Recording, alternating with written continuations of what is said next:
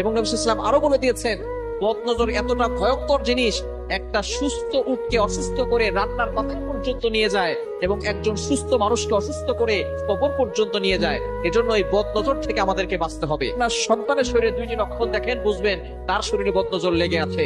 এক নাম্বার হচ্ছে, আপনি আপনার সন্তানকে খাওয়াচ্ছেন, সে খাবার খাচ্ছে, তারপরও সে শুকিয়ে যাচ্ছে, দিন দিন চেহারা নষ্ট হয়ে যাচ্ছে, দিন দিন শুকিয়ে যাচ্ছে।